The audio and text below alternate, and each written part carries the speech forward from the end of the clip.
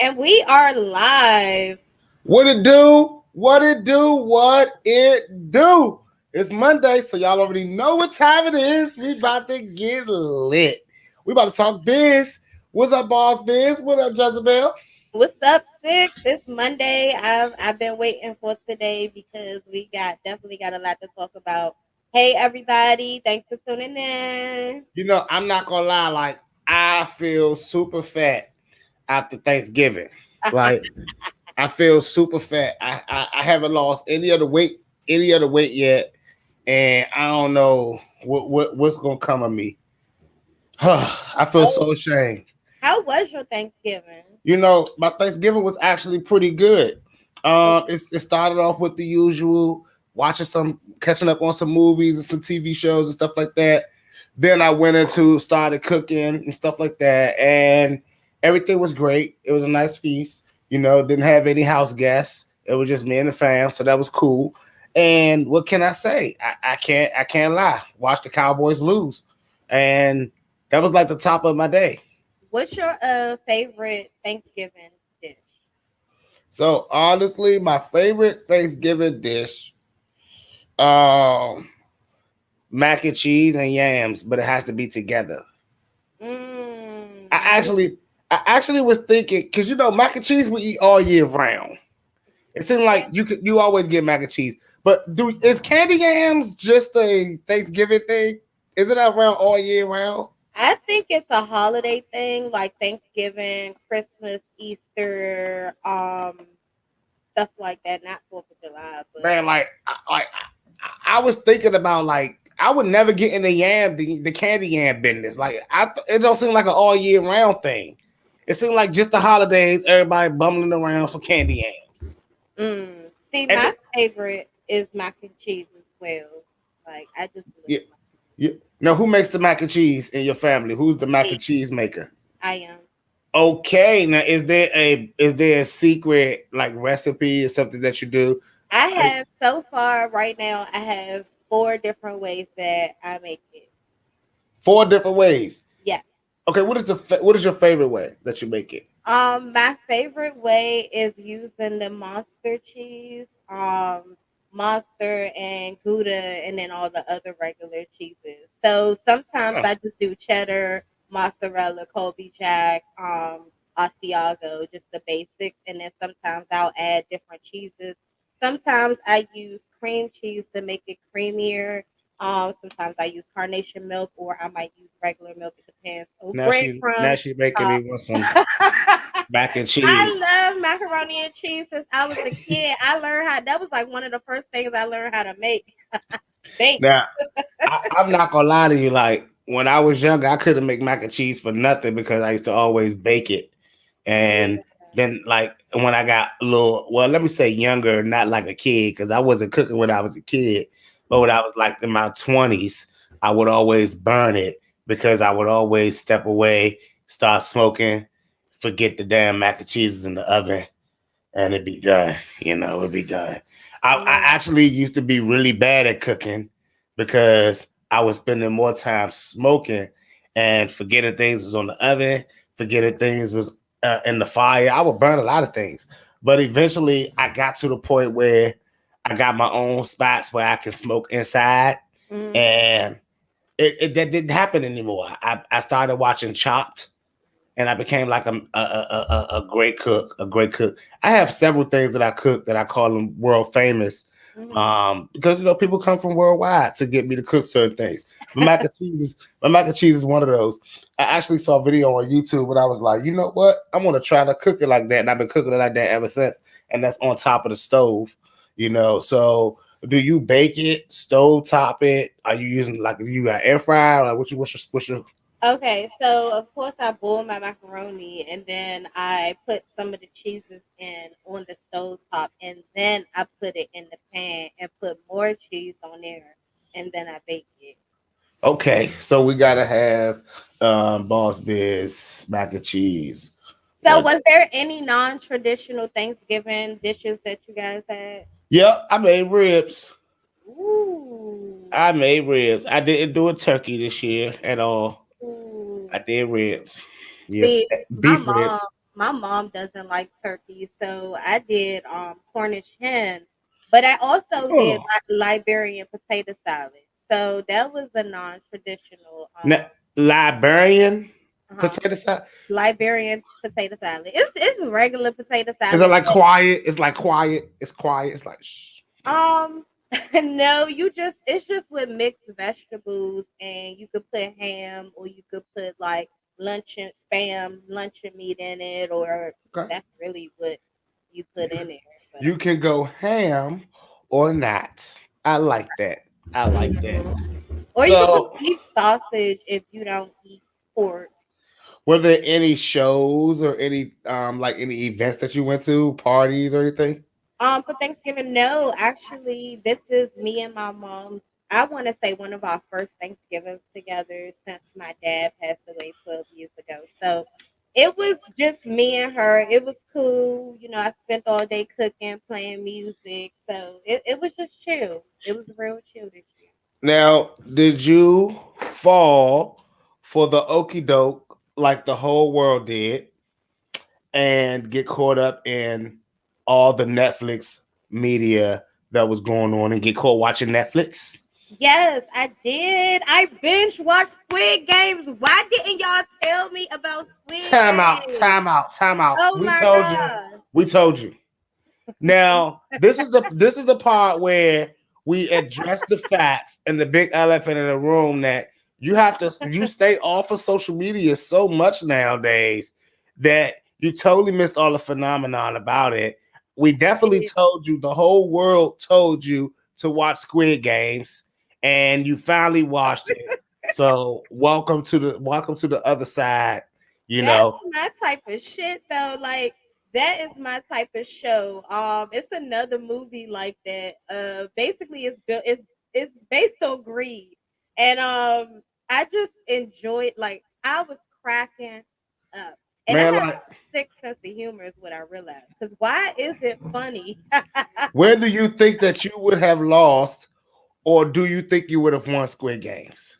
I think that once they told us we could go home, I wouldn't have came back. Bro, you really think that they was gonna let people go home? They did the first time when everybody after the red light green after red light green light they everybody voted to go home. I would have went home and I would have never came back. Like The you people said, that voted, did they actually get to go home though? We don't know. they did. They never showed them at home. Well, we know they went home because the main character went home, and the Well, old guy went home, and the Indian guy went well, the old guy was his game. And home. That sorry to was y'all that have not seen Squid Games at this point. Right now, spoiler alert. spoiler. But yeah, no, it was his game. So That was crazy as part. I loved it. I loved it. I It was feel like I would have awesome. won Squid Games though. I feel like I would have won Squid Games, uh, or I would have went out in the round with The glass. maybe with the I would have passed the glass because I would have waited for everyone else's ass to show me which ones is the way. I'd have been in the back of that line, respecting the time. Like I think the marble one, that would have been something where it would have had to be wits over, everything else. But I'm thinking about a game where that probably would have stumped me a little bit. I don't know. I don't know. I think I would have won Squid Games, but I That's think when I. Mhm. black men would do well in a game like Squid Games. The marbles is when I started to look at the old man funny because, like, I knew, like, at that point, that's when I got my first hint that okay, he not as Together. no, he's not as off as he says he is. Well, like I knew he wasn't as off, but honestly, when he did that, I thought he was just ready to die. I thought he was just like an old dude that knew he was dying soon, and it was like just wanted to play one last game. He knew He threw me exactly. off. He knew what was going on when dude tried to trick him. Like when he said that, he was like, "Is it fair that you try to trick the old man?" I was like, "Oh yeah, he ain't really got memory issues." Listen, It was I knew old dude was. I'm a person that you can't really get me with a plot. So when you twist the plot on me, it's like, really good. but I knew the old dude was with the shits when he hauled ass doing red light, green light. He was too happy. His number was number one. I knew he was with the shits when his number was 001. I was like, oh nah, he the first one? Nah. It was a reason why they had them numbers. So I ain't It's gonna lie. it's a movie like that. I think it's called Platform or something like that, where it's based on greed. And I don't know if you've seen it, but basically it's like 300 or 400 floors, I and they said it. give food to everybody, and the food goes down or it comes up. I Yep. think it comes. You seen it? Yes. I love that. It I it love goes movies down and like then that. comes back up. Yep.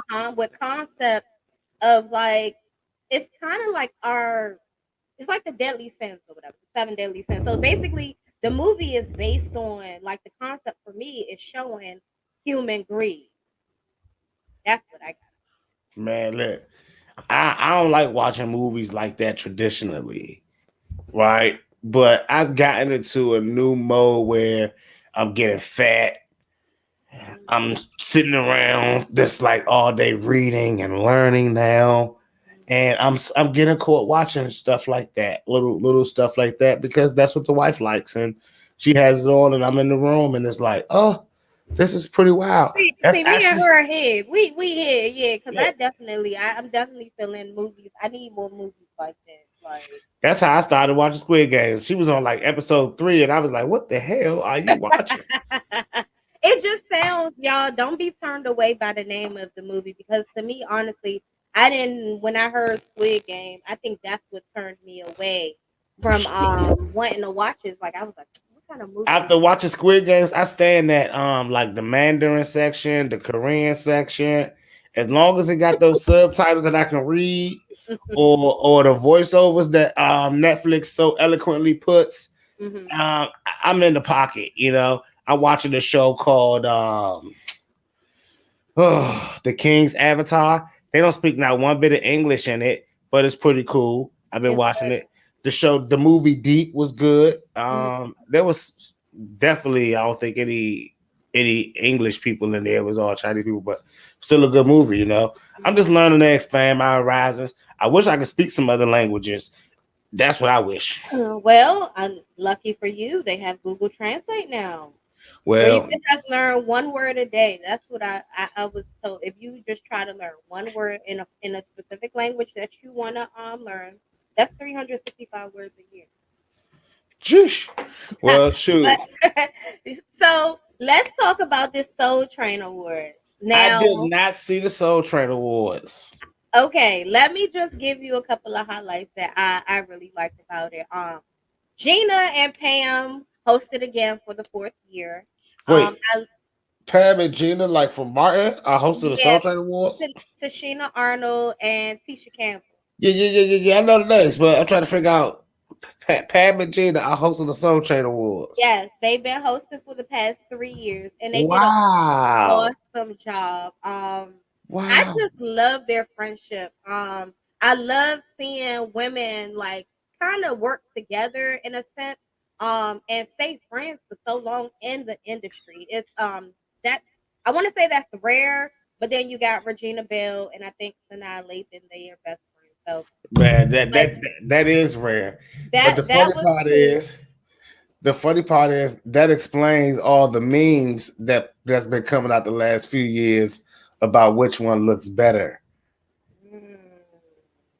I never Okay. thought about that. It, I always like Pam, of course, y'all. I love Pam. I love their style and just everything. And she has and both of them have a beautiful voice. Let's not forget about that. I think I forgot. I had to watch a clip and I was like, dang, they still can blow. So man, that should be blowing me when them actresses and actors be singing. let's talk about your girl Summer Walker. Let's talk about Summer Walker. So Summer Walker and Ari Lennox performed their song Unloyal. And of Ooh, course, that is one of the ladies' favorite. I mean, the first time I heard it, I fell in love with it. Shout out to Summer Walker for such I a gotta hear that great record. album. I actually took the time to listen to it and it was good.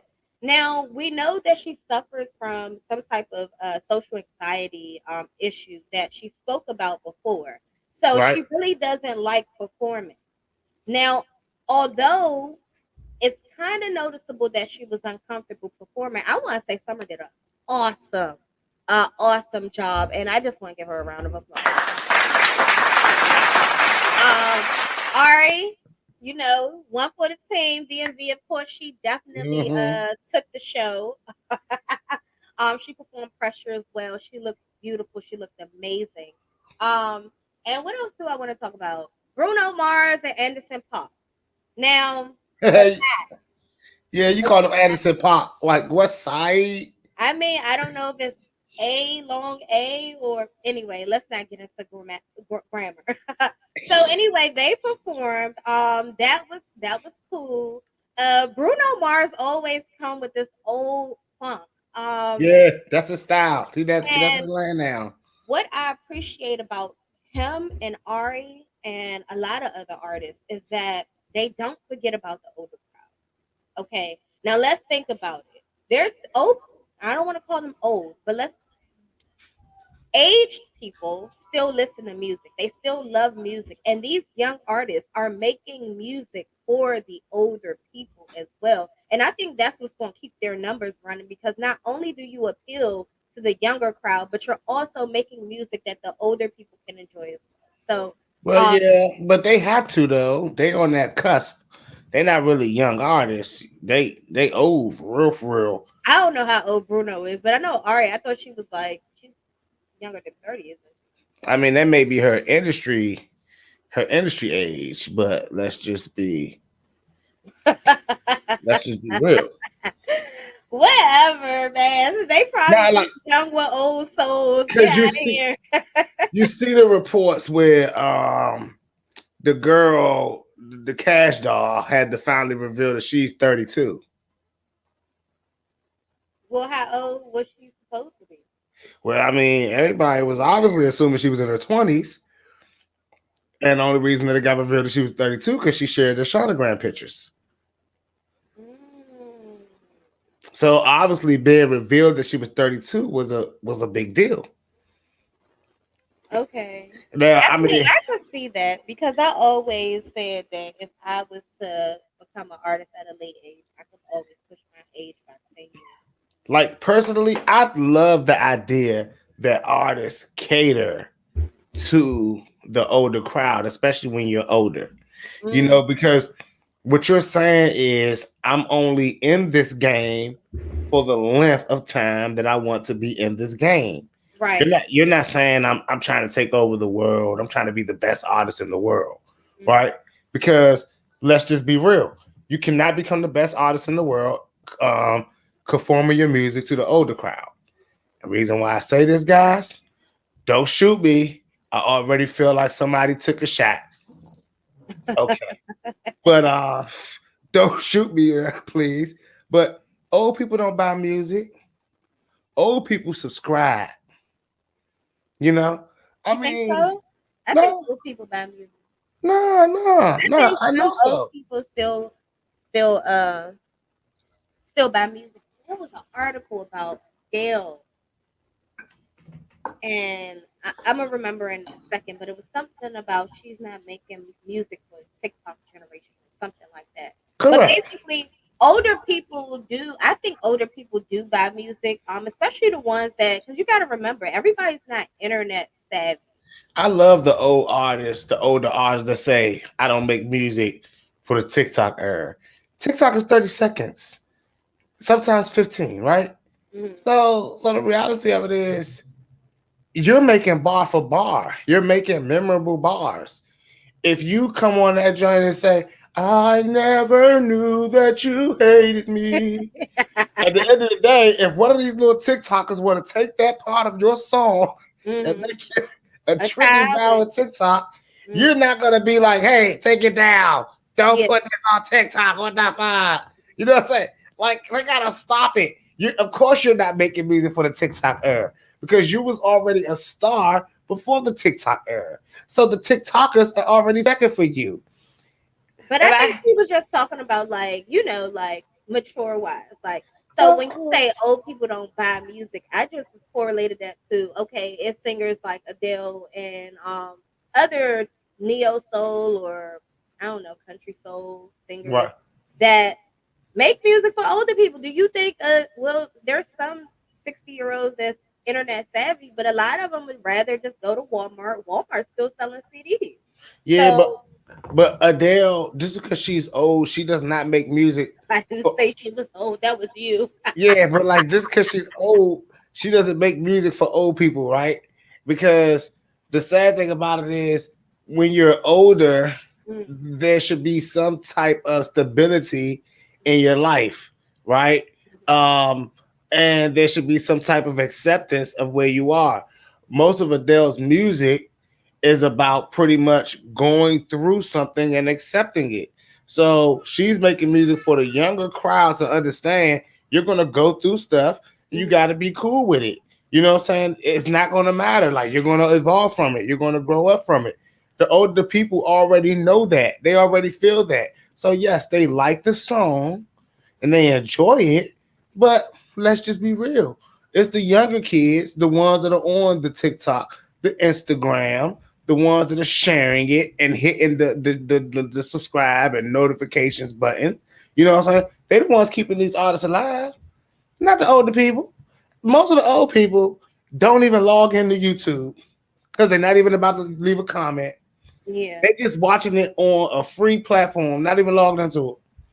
I know a lot of people that don't have Apple Music, have Spotify because it plays a few commercials, or they may just be like, "No, send me YouTube links because I don't have Spotify or Apple Music." You know, I don't. I may have Tidal, whatever the case may be. But like I said, older people subscribe, right? And the sad thing about it is, older people with kids, what do? They subscribe for the family, Yeah. and usually they keep getting these little pings. This is being bought. This is being bought. Hey, stop buying all this stuff. You don't have to buy that. You know, because the kids are the ones that want to buy. We the ones look for the free apps. We ain't getting the pings. Now let me ask you a question while we're talking about maturity and music. Um, who would be your favorite three new rappers? All right, like new as in like how long as in the game. Uh, 3 years, three All to five. right. So then you got Lil Baby, obviously. Um, you got Gunna. Um, and see, Dirk is not in the last 3 years. Yep, okay. But let me see. In the last 3 years, oh, and Cardi, yeah, there it is. Mm, I'm not that. There it is. I'm not gonna make no bones about it. Cardi is actually probably her and Lil Baby are my favorite two rappers, mm, like out right now. mm. So I I asked you I that love it. question because I was thinking the other day, like, I was like, damn, Gucci's married and living a married life with his baby. He's Hmm. not really making music no more. Juicy J is more behind the scenes, and Dolph is gone. So the other day, y'all, I had a real like difficult moment because I was like, what am I going to listen to? I mean, of course, I could listen to their stuff, but For Turn Up. like now, what am I going to really listen to? Because Oh, as much as I like all of those artists that you just named, and for me, it would be Megan more so than Cardi. I would just replace that with, and instead of Gunna, I think it would be Pooh Shiesty or Big I c- 30. and One I of can see them. that, and I can see that But because let me tell y'all. Let me tell you something real quick, right? This industry does not allow, and I hate to say it like this, or let me just not say this industry. The universe does not allow people to leave without replacements. you said that before. Yeah. You said that, and I'm laughing because a lot of stuff you say, like when I hear it in my head, it's exactly how you said it. But I can't talk like you, so I'm just gonna put it in plain words. So basically, you was like, okay, the label. You go to the label and you like you want to do XYZ elemental PQ. The label can find somebody that does exactly like what you do, like another replacement. And also, you had mentioned before something about um when I think when I say artists be copying or they always jock in one style, you said something along the lines of the labels are looking for the next you type Yep. your Yep. replacement in so They many words. always they always looking to replace. So when you hear artists, that's what you was telling me. You was like, so when you hear artists that sound a lot like a certain artist and that label is pushing them, it could possibly be their, you know, who's going to be hot when they're gone or the next Yeah. one. So, Yeah. This industry knows stuff. I mean, like, look at how smart Gucci is, right? mhm, Gucci signed Fujiano. Fujiano got in trouble, but before we knew Fujiano got in trouble, mhm, he had already signed Pooh Shiesty. And now it's like, oh yeah, Fujiano's about to do his time, and it's like, wait a minute, whoa, I like thought he came home. he is home, he is on home or on the way home, however the case may be. You know, he's good to go apparently, but just this, excuse me, but this game is set up like this whole universe is literally set up like this. I mean, a job asks you to put in your 2 week notice, not so that they can, not so that they can feel good about everything. They want to find somebody that can do what you do real quick. When they come in and fire you, they fed up with your stuff and they've already replaced you. He starts on Monday or she starts on Monday. Or tomorrow, if it's Tuesday, they start on Wednesday.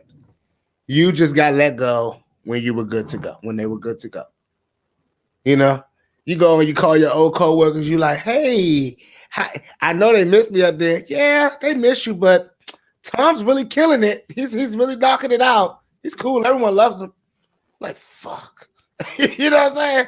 You lose that oomph.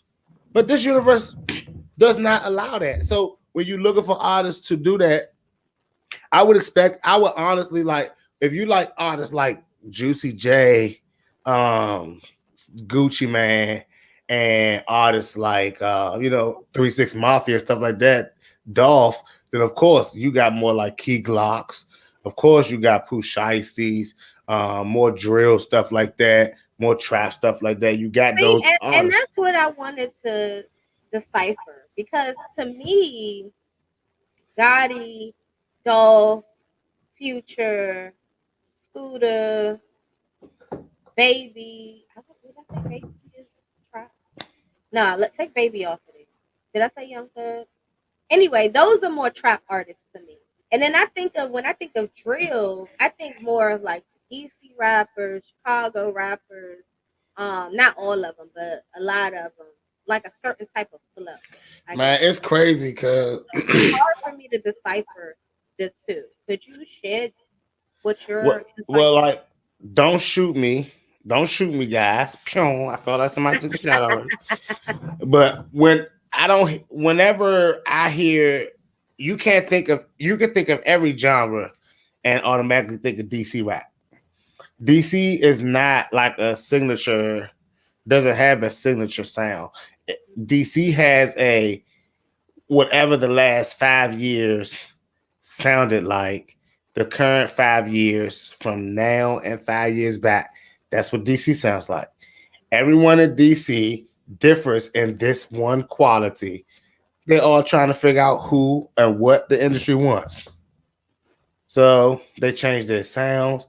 You can meet an artist last year from DC, and then 2 years later, he sounds totally different.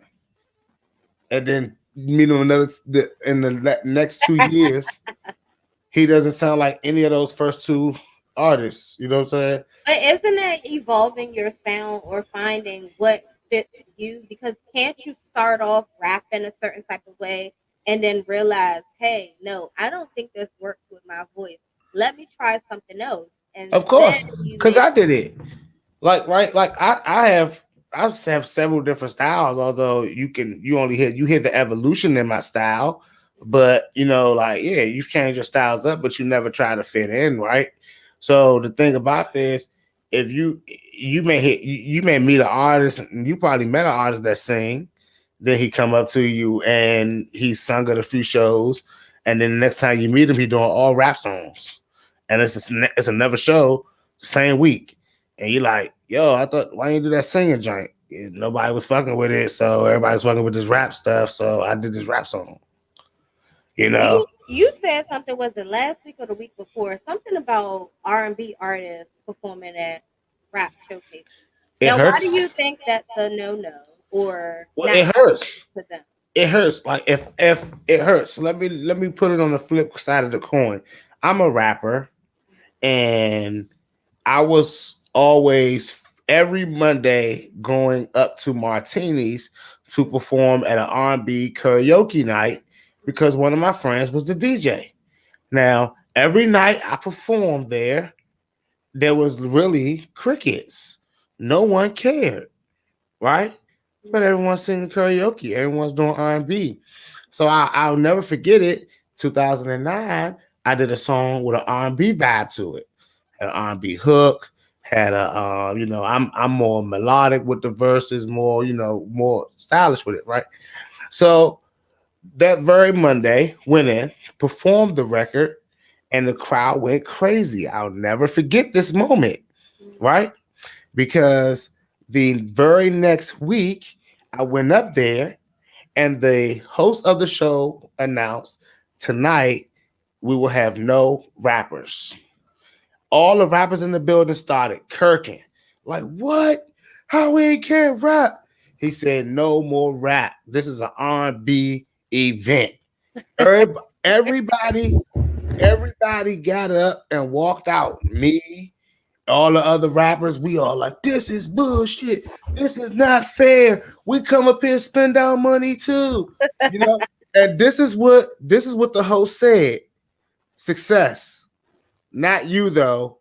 We need that one record you did last week.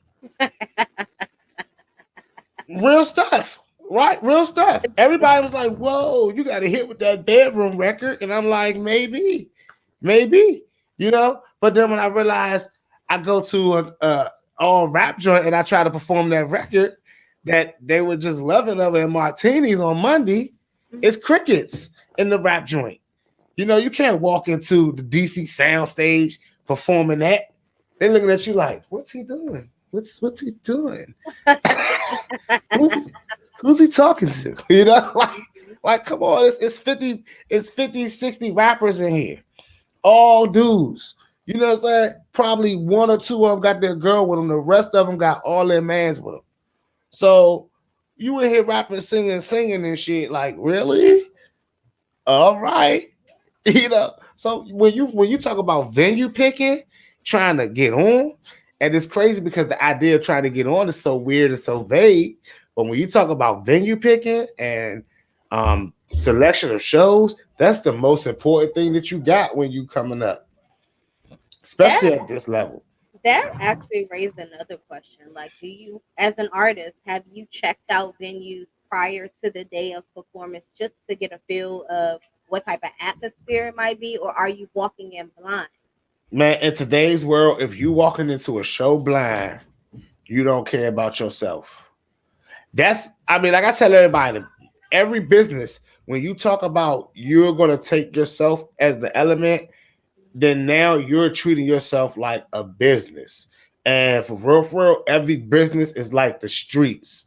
And if you wouldn't go in a dark alley in the middle of the night to meet some weird looking cats that you don't even know for the first time and do whatever you're gonna do, then don't walk into a club blind. Now, of course, we got crazy motherfuckers that may walk into a dark alley 2, 3, 4 o'clock in the morning, take whatever risk, no risk it, no biscuit type people. You know what I'm saying? So of course those people can walk into any show that they wanted to do, and whatever happens, if it works, it works. If it doesn't, it doesn't. Oh well, right? No harm, no foul. But the reality of it is, it's got to be strategy. It's got to be game planning. And every single event, I mean, unless someone telling you Hey, do you want to do our first annual successathon? You know what I'm saying? And if I tell you that, you Six only can Cello. yeah, Sixxcess. You only can look at now my track record and Mhm. see if I've been lit before, right? Right. Because you don't know about how the Sixxcess gonna be. It may be lit, may not be the first one. But when Mhm. you got a person on some, we every Monday we here, we doing it. You should Mhm. come out next Monday. You're able to go look at the videos. You're able to go look at the traction. You're able to go look at some of the other artists that have performed there because Right. these people are sharing flyers already. So you get a chance to look at the type of quality of the artists that have been there. And I'm not trying to diss on no artists, but if you see that a person had 20 artists and all the artists may got 100, 200, maybe 300 followers, Mhm. um, don't go in there thinking you about to be the next one signed. It's Why? not the thing. It's not the thing to think if you got to like understand something. You feel me? Like everything is a look, everything is a show, and you got to know some people really in it to put people on. And the people that are booking artists that got like 100 followers, 200 followers, stuff like that, you have to really question yourself and ask, what are their motives? Are they trying to put us on and put us in a light? Now they got to look at their light. Do they have thousands and thousands of followers? Do they get thousands of likes? Are the people that's commenting on their stuff blue checks? You know what I'm saying? Like, is these important people enough for me to say, I got to get into this avenue, Mhm. right? Or is it just 3,000 people and it's just the 3,000 people that we see perform at their shows? And it's like, wait, what's happening? This is just people that's getting money, Right. right? Now, the reality of it is, I'm gonna tell y'all something that most promoters don't want y'all to hear. But if y'all want to reach out to these promoters and partner up with them, you could because they have overhead fees. They got to pay a DJ. They Yep. got to pay a venue. And if you want to be a partner on the show, then you give them a call. You say, "Hey, look, I got about 20 people. I got a couple of $100. How much y'all? What is the budget for that night? I want to go partner up and let's get a percent of the door. I can bring in 50 people, 100 people, 20 people, 30 people, whatever the case may be. You work out your deals. But if you want to just pay them $20 to walk in there and perform for 20 artists, do that. But I mean, have your value before you do that. Don't just call all your people up and be like, "Hey, it's a show, $10 to come see me." You know, I mean, I don't know. The music game is a hustle. If y'all think that Jay-Z buy those seats when they go to them arenas and that $100 that you pay to see them, you're tripping. They probably pay them people like $20, $50 a seat, and then they get the back end. All the rest is theirs.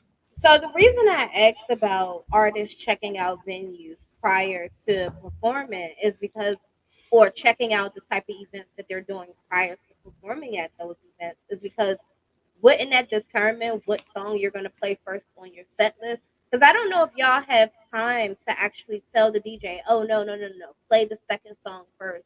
Then like right there when they call you up, or when you get there and you check in, do you tell the DJ, I want to play the song in this order? Or how do you prepare yourself for something like You know, like I used to. So you have to ask yourself, what am I working on? that? Right? Because at the end of the day, I used to be that same person, send a DJ like 6 songs, and when I see what the vibe is, I start picking my songs right when they call me to the DJ booth, right? Mhm. Now, obviously, all of y'all could do that. Send a DJ 10 songs, shit, you feel me? Whatever, however many songs you want, so that you can start filling out the crowd when you get there. And it'll maybe be cool, you know what I'm saying? When you yell out, hey DJ, play that with your college jump. But the problem is you got to know all of them songs, right? And the sad thing about it is a lot of y'all ride around all day long and all week because you know you got this show and you ride around all week like I'm performing this joint cuz all your mans in the car with you, y'all smoking, all you telling them is I'm performing this joint, and you put in your mind that song, and then you get to the show and you freeze up and you're like, yo, play number 10 because you like that joint crank hard, but yet in your mind it's number 2. You done Mhm. already damaged yourself because honestly, the only practice reps that amateur artists get is the time that they take them when they listen to their music again. And, and if artists tell me that he's going to the studio and with the glass and he's practicing his set, I'm gonna tell him congratulations, young. You're doing it right. That's how you're supposed to do it. You find the time to rehearse your set every day. You taking it back. I mean, when I was a kid, every day after school, my mama would move the tables, the chairs, and everything out, and we had to practice our sets that we had to have ready for Saturday. And it was like an everyday thing, routine. Check it. Yeah. Where's those steps? You're off. What have you been doing all day? I just been in school. So why don't you know this? Yeah, no, a lot of artists feel like they don't have to practice because performing nowadays ain't as hard as it used to be. Let's just be honest. All Yeah, you but have to do is say a couple of yeah, yeah, nah, mouth nah, a couple of words, and nah. that's See, like it. that's false, right? Because everyone that we still call the goats, the greats, the best, they're performing their asses off. They're giving us shows. So we can't say, oh, we good just getting up there knowing, right? Because those are not the people that we in the morning, you're not sharing that performance. You're sharing the Kendrick Lamar show or a J. Cole show because he's killing it. And that's what you're tagging all day because you were mad about your performance because you missed a few words. And you let the music be louder than your words, or the DJ was whatever, you know. And I don't understand why you think it's your DJ anyway. But what did I say 2 weeks ago? And I'm gonna reiterate it. In today's world, artists, well, no, let me not say today's world. Artists are stupid. What do you mean? All artists since the beginning of time have been stupid. That's how they've Why been would able to you? be. Why would you say something like that? Well, let's break it down. They've been able to been taken for money out of contracts and have money stolen from them from agents and friends. They've been able to be put into bad deals to make them do things that they don't want to do, and they all of a sudden feel bad about it, and they want to go on rants about how everything they're doing is so evil. Um, they get into deals with labels. They say that the labels steal from them, and then what do? Sign a new deal with a new label, an even bigger one. Huh. Interesting. They take, and then wonder where their money goes. But they live on this term, everything is free. I'm a celebrity. Okay, so should I go on to why, like, why since the beginning of time artists have been dumb? They don't know about publishing, half of them. They don't know about their performance rights organizations, half of them. They don't know anything about how they get their royalties, where their royalties are going, who's collecting them, half of them, right? So let's just be real here. Artists are dumb. And it's no one's fault but their own. Because, like I told you all, being an artist, especially when you got to start as an indie artist, because that's the first way you start, unless your daddy is already a superstar and now he's using his knowledge to take you where you need to go, right? Right. Because that's the people that you start watching. The people that with knowledge are not the artists that are shining up there. They're the ones that are signing artists, that are putting other artists on, that are on tours all the time. Those are the artists that got it. They get it, right? But the Yeah. artists you see sitting at home complaining like the label won't let me eat. The label won't let me drop my album. The label won't let me. The label won't let me. The label ain't putting no money behind me. I ain't never received a check from the label. Like, these are called idiots. Like, you walk around 2 years, 3 years, 4 years, you've never gotten paid, is what you're really about to argue us, America, about. Americans who won't go 2 weeks without a paycheck when they go to work. They in the balls, they in the office. Let it be you get a check. You in the office at 9 o'clock in the morning on Friday before you even work. You like, is the checks here? Yeah. They'll be here at 1. Well, why didn't I get to come in at 1? Like, And at 1 o'clock, you there, like the check's here because I need to go cash my check Mhm. before the bank's closed.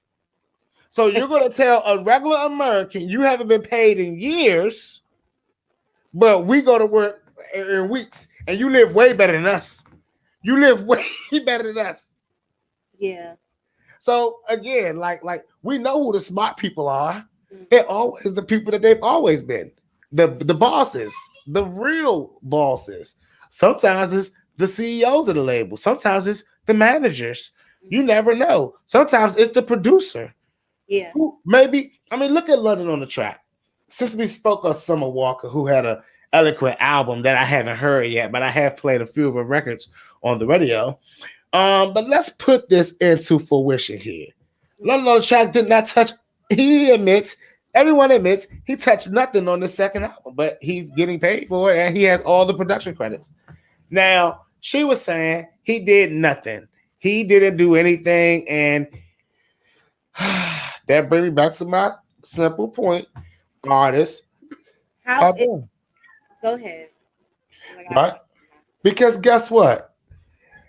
They don't even know what titles are. You know how many artists come up to me and say they're producers or they're this or they got record deals and they signed this and that and the third, and I look at them and I'm like, um, what? What are you telling me right now? Why are you telling me this as if I'm going to be happy for you?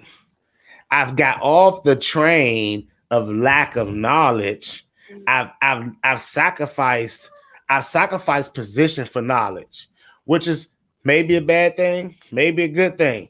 Only time will tell on that. But I enjoy talking to y'all so much that who knows what happens later, right? Right. It's like, but let's just be real here. Somebody with people with my knowledge are business runners. We run the labels. We sign the artists. We send them on tour. We get our percentages. We understand that, hey, if I got 20 of these artists, it's way better than one of them moving around. Let me sign 20 of them and I can get 10% off on 20 of them. That's still 200%. So let me do me. Let them do them. And I'm gonna make sure that they're good. Because at the end of the day, artists so eloquently put it, they don't want to spend any money. I mean, if you sign an That makes artist no today, sense, though. It makes absolutely no sense. listen, let me tell you what's crazy. If you sign an artist today or tomorrow, and you want that artist to be the happiest, best, loyal thing in the world to you, pay for everything the first year. Pay for everything the first year and watch how he act. Watch how he act to you when that first check comes in. And I'm gonna tell y'all, when that first check come in, every artist that don't know this business is gonna take it and run. He ain't gonna make you more money. And I'm telling y'all this for a reason because I know y'all out here like, well, I'm about to just start. I'm gonna start a label. That's gonna be my move then, and I'm just gonna put money in the artists. I'm gonna make sure they know. I'm like, nah, that's what contracts is for. These contracts specifically tell you what your obligation as an artist is, and usually it's to sell units. Mhm. Now, I know we're in a whole new world where everything is called Jug City, Mhm. everything is called Scammer Bammer, you know. But y'all gotta realize something. The no risk it, no biscuit people, the only thing that they on to right now is making quick, fast moves. Right? But everyone is sitting back and learning and getting the knowledge. If you're not applying it, then you ain't doing nothing. You're no risking it. You ain't risking it, and you still ain't gonna get the biscuit.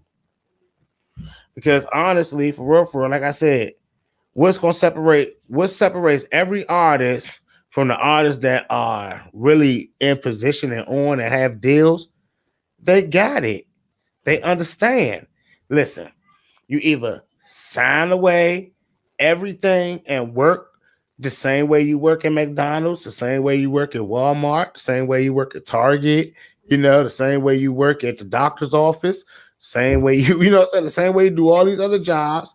You walk in there, you make them billions of dollars being a representative of that company, Mhm. wearing that company's logo on you with your name tag, let everyone know, hi, I'm John. Welcome to Lowe's. you know, and you make sure that they go buy the most expensive thing on the shelf. You tell them that one is cool, but that one is the best one. You sell it. You sell yourself because this is how life is set up. You either selling it or you invest for people to sell it for you. I mean, it's not rocket science. However, artists make it rocket science. Artists don't even understand what BDS registrations and shit like that mean or do. And I look back like, what are you doing? YouTube famous. That's what I realized. Working with a lot of artists, or just working in this industry right now, on with certain artists on certain levels, like it's really all about the views. And what did you say in the beginning of this show? It's what it looks like, not what it Perception. is. It's what it looks like. And a lot of people are just happy with looking lit, looking paid, looking like they're the hottest artist in their city. Um, Man, I hate to say this too. I hate to say this, right? I had an artist. He invested in some marketing, and he's like, man, my numbers look good, but how does this work for me now? And I was like, um, what do you mean? How does this work for you? I said, now you think about this. You were trying to book gigs, and your questions were, what do your numbers look like? mhm, Now your numbers look right. Why aren't you trying to book gigs? mhm, And I mean, like, the thing about it is, a lot of people don't understand that it's like your resume. mhm. Your music numbers is your resume, right? Right. When it's your grades, it's your transcript, right? It's the only thing that you have to get you to the next level. Now imagine walking up to a job and saying, I can do this, with a transcript right there saying that you totally failed in that job. And your music numbers, everything, how much money you've made, everything is a verification of your status and where you are. Nothing else, right? Mhm. It's not it's it's not like these people are gonna sit up there and say, oh, you did you did 1 million streams. They know what people that do 1 million streams make. Oh, you did a 100K views on your YouTube. They know what people with those type of views, how much money you make. Mhm. So when they come to you and say things like, what are you investing? What's your budget? What are you putting up? And you be like, I don't know. I don't know. I mean, what is so hard to say that I put 2,500 in my video? I put 5,000 in my album. I got about 3,000 in marketing, 4,000 in marketing right now. That's what I'm doing. And I mean, honestly, the only thing they can tell you is, hey, well, we charge this.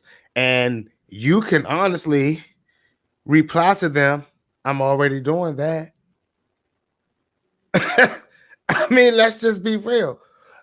If a company is telling you that they can do for you what you're already doing, newsflash, you don't need them. Right. You don't need them. But if a company is telling you that they can advance you, take you to the next level, help you get where you need to be, achieving an ultimate goal, of course they have one, but achieving one together, then now you're talking to the right people. And honestly, you're not going to meet those people from the couch. And that's why you have to go to sometimes any and every spot, because you never know. Who But you? the problem is you can't walk in there and be a shell of yourself. I shouldn't be honestly, I should never ever be asking who was that when the artists get off stage. Yeah, that's another thing. They don't. I guess the anxiousness. A lot of artists. I feel like They tired. They tired. They motherfucker tired. you should introduce yourself when you first start, and then again introduce yourself again before you get off the stage. So first get up there. I'm so so and so. Yeah, DJ run that shit. After I'm gonna thank tell y'all y'all. the smartest artist ever with tagging was Fabulous. Mm, I mean, everyone say, why does he spell his name in every song? Why does he find a way to spell his name in every song? Well, what did y'all know how to do? Spell his name. You knew who that was on that record. It became like the thing. You don't gotta have signatures. You gotta stay consistent, and you gotta tag your sales because honestly, a lot of them don't. But back to what I said, you know what I'm saying? What what is mostly everybody in this for? I think everyone would say, "I want to be a star. I want to be the best." mm, No, you're not. You just want to make some money. You want to be seen. Actually, I don't even think they want to make some money. I think they just want to be seen. You know what I'm saying? I mean, Like honestly, mm, this artist dropping their albums and no marketing strategies behind it. And I mean, like, I get y'all be like, I'm sharing my album, I'm sharing it every day. But you see how many motherfucking likes was on that joint. You seen how many motherfucking views was on that joint. So you know that that's not enough. Who else have you enlisted to help you promote this project? And don't tell me your other friend to get less views and less likes to you. I mean, that's two blind people promoting to blind people. So I know a lot of things be seeming like, oh, Six is just trolling, but I'm trying to realize, get to the basis. You know what I'm saying? Like, I want to cover all four of them. I'm hoping that I can get to home by hitting like a home run. You know what I'm saying? And that's what I'm hoping I can do. Give me 1 second. That time. And that's what I'm hoping that I can do. Because honestly, for me, that is where I'm trying to go with my whole legacy and everything. mm. So NBA YoungBoy's music videos was taken off the YouTube from his page. They said that his, I want to say, personally uploaded videos was taken off because I guess he's going to trial right now, and a lot of his fans was in a frenzy. They wanted to know, well, what happened to the content that was on his page. Well, it looks like the music was re-uploaded, but without the video. So Yeah, I mean, we can speculate. If I wanted to be messy, if I wanted to be like stir up the pot and troll, like most people say, I could definitely speculate. But what I am going to do is keep it clean and professional. And let's just say for clickbait purposes, he's mad. He's beefing with YouTube anyway. no. Yeah, YouTube See, decided to not promote his album at all. Right? So how now can they decide to not promote his album when he's like the number one artist. He's the number one artist on that platform. Yeah. Well, the way that they can do that is simple. Now everything is Big Brother. Everybody is being watched. Everything is under like scrutiny control, and we really don't have any privacy or censorship anymore. Right? We don't have any freedom of speech anymore, and there is no longer guilty or innocent until proven guilty. It's now just guilty if it's said. Once it gets said about you, you're guilty. You're done. Right? Now, let mm, me tell you what's crazy. Walking around in this world, we have to know that. Like it's things that we can't even say, we can't even hint at. And it's like, oh man. yeah.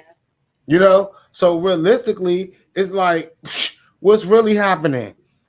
Like when I used to be a kid, I used to look at the media and they used to say whatever they want, break the news, get the stories out. Now I'm like, ooh, can't talk about that. Can't talk about that. I ain't big enough yet. I ain't trying to get canceled. Blah blah blah. Well, lawmakers in New York have been fighting to remove rap lyrics from being able to be used in trials or in as a in prosecution in criminal cases. So Matter. It won't matter. This is because they say this is because that means that now they won't be able to say these lyrics is what we used. But that's gonna still put you under investigation. It's gonna still have them watching your ass, following you to every show, and trying to catch you and pin something on you. I mean, like at the end of the day, music will always be a true testament of art and a true testament of people's truths. So at the end of the day, not just music, movies, any type of art is an imitation of one's life experiences. So I don't give a damn if an artist is not the gunman, right? When he's talking about it. One of his friends is, and I'm just speaking like the police speak. you know, he got it from somewhere. He saw somebody do it.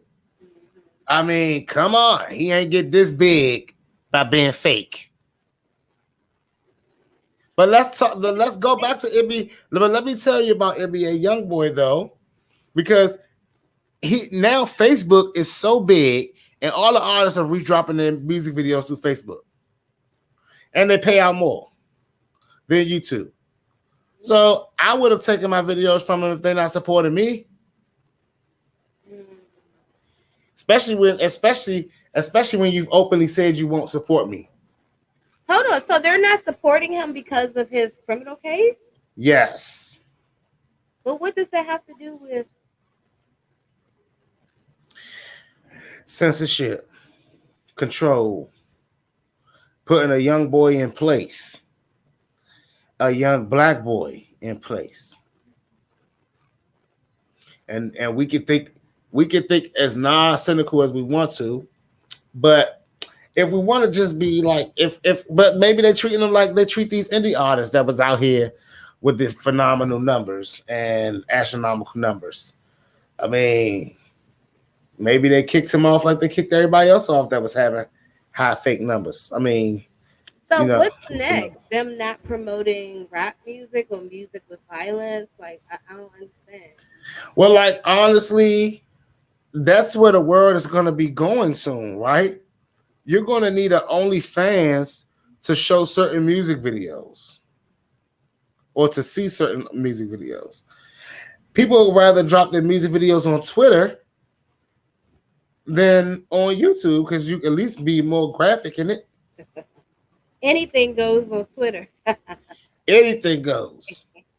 And honestly, like it's like everybody wants so much freedom, but don't understand we're selling so much by asking for freedom. And I get it. Freedom is a powerful word when we talking about slavery days. I mean, obviously, I don't want to be walked around in chains and whipped on. Obviously, I don't want to be told I have to pick cotton or work in the house, entertain massa. Obviously, I don't want that. So when we're talking about freedom, if you're talking about that, yes, I want that. But you guys are talking about freedom and cutting yourselves from all establishments and all structures that have made everyone what you love. No one has not one damn person that they can look up to that say that indie artist really that's how I want to live my life. I mean, honestly, there's probably there's a few that listen, there's a few that y'all look up to, right? But best believe me, they're working on a deal because it's been all of them. I mean, everyone was talking about how Chief Keef was independent and doing his own thing. Well, what was Chief Keef doing? Working out a deal with Interscope and Jimmy Iovine. Now, whatever. You know what I'm saying? And don't tell me about anything that someone does after a failed deal, Nipsey, because at the end of the day, Nipsey was a smart, strategic man. You know what I'm saying? And he understood when I was with Epic, I wrecked that deal, but I still walked away with money. Mhm. Because what is this industry? This is not some people are. This is what people walk around. I don't want to be on the label. They said like when I hear that, I gotta refer back to what I said 40 minutes ago. Artists are dumb because you. Well, because I guess to them it's like it sounds so much better when everybody's selling be an independent artist. It sounds good. And some people make it look like you can reach a Jay-Z's level or a Kanye or a Drake level just being independent, totally independent with no label behind you. So with them having that mindset, they That's don't want to crazy. be attached to no label. But that's crazy because everyone's story that they look up to is attached somewhere to a label. I mean, Jay Z and Rockefeller, yes, Rockefeller made it strictly independent, right? But let's just be quite real, guys. The minute that they got the deal that they was looking for, Rockefeller was done. And y'all gotta understand this, right? That wasn't done because that was a coincidence. That was done because that was a plan to prove that Jay-Z was ready to be in the industry. Because they had all the knowledge of hustlers, which is a perfect attribute to have when you're trying to make it in this industry. But people didn't know if Jay-Z's music was going to be ever good enough in the industry. The industry never was thinking that Jay-Z was going to be this GOAT. And honestly, Jay-Z ain't this GOAT. Jay Z sold a lot of music, and anybody in the DMV, I'm sorry, y'all. I'm gonna tell y'all the DMV, New York don't even call him the GOAT. You know what I'm saying? But in the DMV, a lot of people are like, oh, he's the GOAT. He's the greatest. Well, we know why y'all like him because y'all look at, oh, he made all this money and he did all this. I said on my Facebook, Jay-Z is blessed to have worked with all the people that he worked with because they have totally catapulted him to the greatness level that he's at. And someone said, what do you mean, Six? How can you say that? Do you believe that if he would have, that they're not as blessed to have worked with him as him with them? And I said, well, no. Well, who Jay was he Z, before he started working with them? Jay Z was blessed to have lived through the bullshit that was going on with the East Coast and West Coast beef, right? He was fortunate enough to outlive Biggie and outlive Pac and be the last one to have some stories to tell, the last one to know how to move from watching how they moved, and the last person to really show you what me and a group of my dudes can get together and do if we structure ourselves right. We can get together and really make something magical happen, right? That's the first time that's the really like the what the last time you seen someone say, "Hey, you be the manager, you be the financier, and I'll be the artist, and we're gonna make it happen." Because see, a lot of people don't ask these indie artists when they bragging about I'm completely indie. You realize they never sharing you their books. I mean, do you think they're gonna tell you that they spent 100,000 on their last album? Well, no, they're not going to tell you that they spent 100,000 on their last album because they know then you will go back to saying, I want to get a record deal. I don't want to do that. I don't want to spend 100,000. And guess what, people will ask them, where you getting 100,000 from, man? The law will ask them, where are you getting 100,000 from? Where are you getting 200,000 from? Where'd you get 1 million from? The law will ask them that. And I'm sorry, y'all, but these young independent brothers don't have an answer for that. That's why when they get to a big enough point, like a young Dolph was, you have a deal with a label like Interscope or a label like Atlantic or a label like Empire. You work out those deals with them because at the end of the day, they're not gonna let you move independently to a certain point. And I'm trying to tell you, if you're not saying I want to be on the world stages, I want to take over the world, I want to be the best artist, I want to go number one, then I'm not talking to you. I'm not talking. I'm not talking to you. If you just want to make music to live off your music and never have to worry about selling out shows, you never want to have to worry about doing anything. You just want to live off your music like a regular 9 to 5er. You can do that without doing anything that I'm saying. All you got to do is perform your records and drop your records. I mean, there's some artists performing one record for the rest of their life called one hit wonders. They perform one record Yeah, all their life. that's kind of.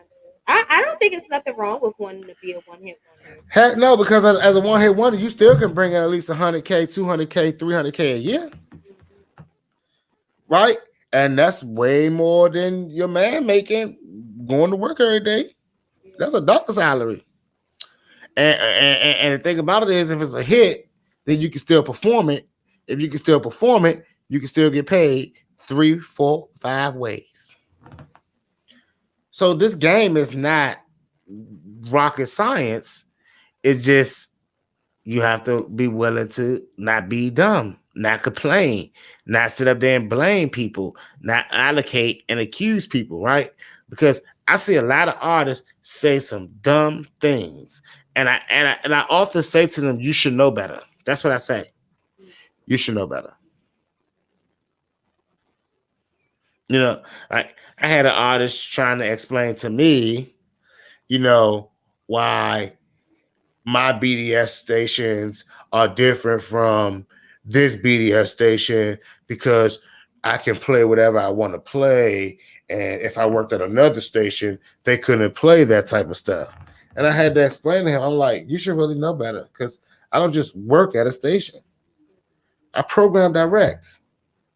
And if you read the definition of program director at any station, then you'll see what they do. They pick music. They play the music. But that goes back to artists walking around and saying, I'm a producer. And they just make beats. Or they've never written anything for nobody else, but they call themselves songwriters. It's like you're not a songwriter. You didn't write anything for anybody else. You're not a producer. You're not a producer if you're not funding a project. And don't you tell me that you did your project in your basement all by yourself and you bought your studio equipment and you started recording your album and you produced it. No, you didn't. No, the hell you did it. All right? Stop it. You didn't put no money into it. And don't keep telling me that you don't want to sign to a label because you want to own your masters. That is the biggest, dumbest thing that artists be saying to me these days. What, they don't want to sign to a label because they want to own their masters? Yes. Yes. I mean, it doesn't sound done to them because they want to retain ownership. Well, I mean, listen, like I said on this show a couple months ago, if you want to own something, you pay for it. Just because you sign to a label does not mean that you stop paying for things. When you do stop paying for things, now listen, I want to tell you the truth, right? When you do stop paying for things, right? Mm-hmm. The label pays for it for you because they're not going to let their name look bad or look trifling. And if when they pay for it and you look lit, when you come to them acting like you should be paid and you didn't put up anything, you're gonna end up on the thing that we call a shelf. They're gonna look at you and say, "Oh, they stupid. They dumb. Put them on the shelf until they figure it out." And usually you end up with an artist like my man Wales, who's 20 years into his career, talking about I'm firing my management team because they don't know no better. What? Yeah, that's what Wale talk about out here. He fired his whole management Oh, team. okay, all right. Who? I was like, who is Wells? That's what I call him. Wells, because he be welling.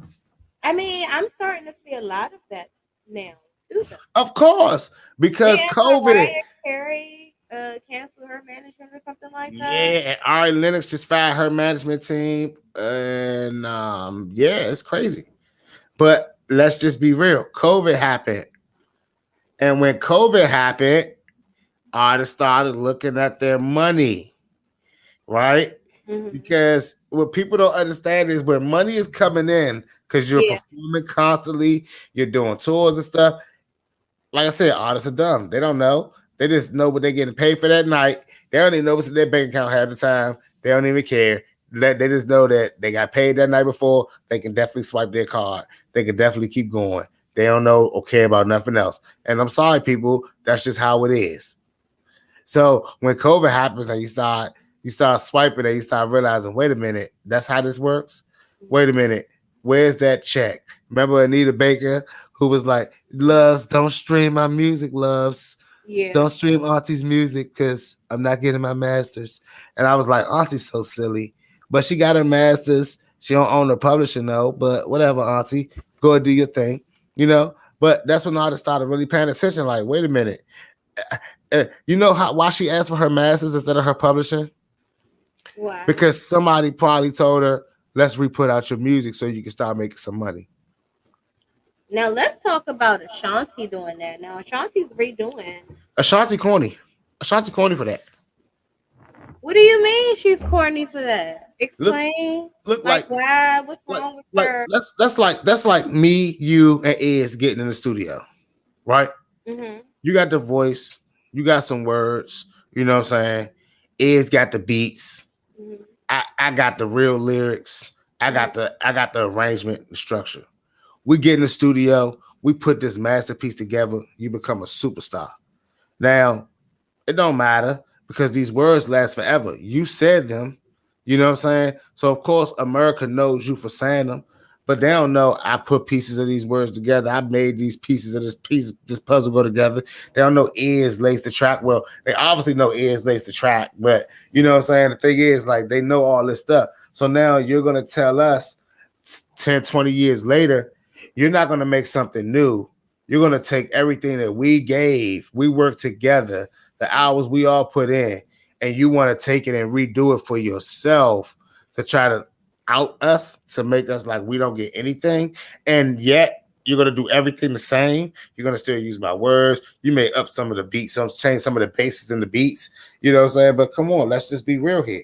How's this skeleton of an album gonna sound? Because honestly, if it was me and I was Herb God in that position, I'd be like, yeah, you could definitely use that project, but you can't use any of the lyrics that I put in on the project, and you can't use any other production that whoever the producer that was under us did. So go ahead and do your album. That y'all probably sound like, ooh, yeah. I'm trying to tell you. I'm I, trying to I tell you. mean, because I The was ad-lib. disturbed. I was trying to figure out, okay, what's the problem with this? But the way that you explained it, I totally understand now. And he can't sue her for this or anything. Of course not, because everything has what we call agreements, time frames. You know what I'm saying? And when you go into stuff with people that you genuinely want to help or genuinely put in thing, you don't look past the fact that you see them as a star, right? No Mhm. one, you know how when you watch the movie American Dream, it showed how crushed Berry Gordy was Mhm. when Michael Jackson walked in there and said, "I'm leaving Motown." Yeah. He was like devastated. He didn't want to come out of his room.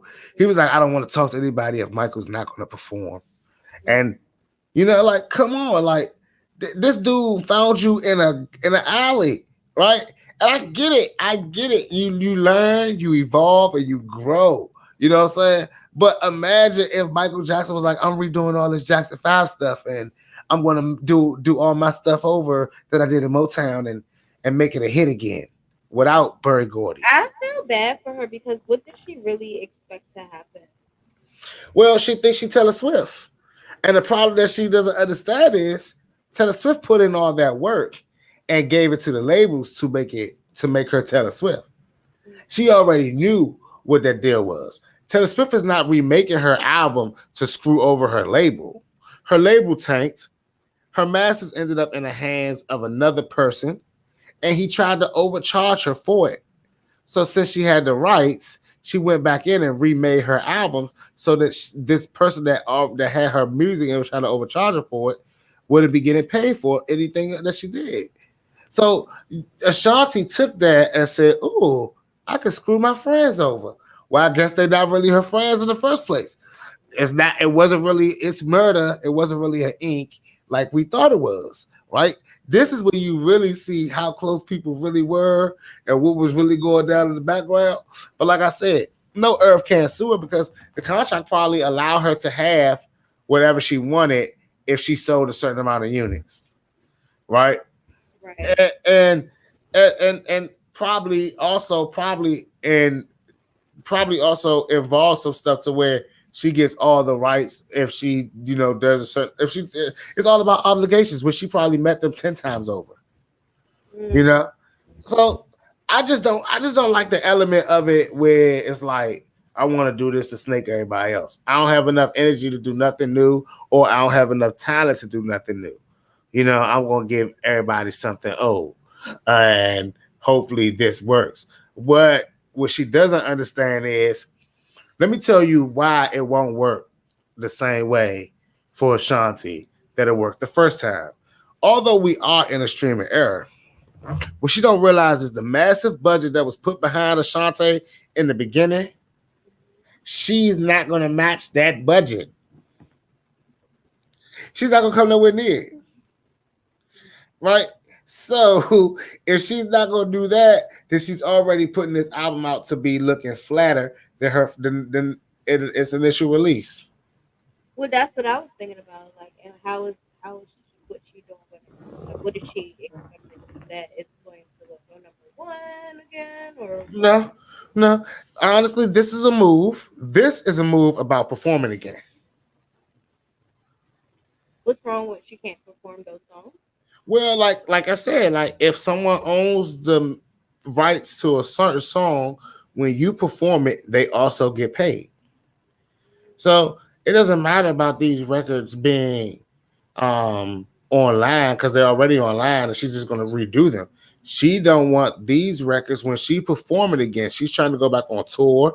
She's trying to get back on the road. She wants to make sure she gets 100% of her money. This has nothing to do about streams and album sales, guys. Streams and album sales are for idiots. The people that do streams and album sales are the people who tour the world. If you don't tour the world, you're going to make micro cents. You may make a couple $100 a month, maybe, if you're good.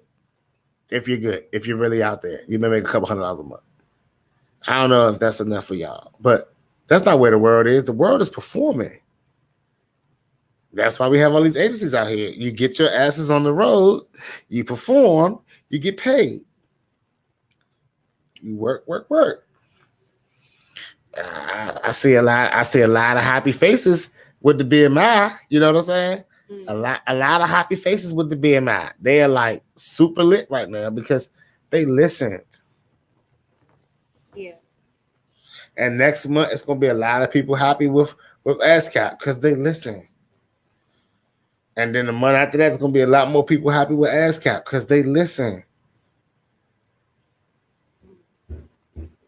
And then come February, everyone's gonna be asking those Sixxcess for how, whys, what, cans, and I'm gonna be telling y'all know what I'm gonna say. Cash out me.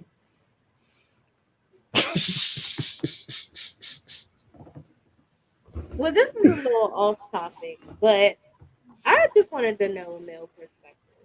Um, so a lot of people are happy with Summer Walker's album, but they feel like she didn't take any of her own advice when it comes to dating and relationships.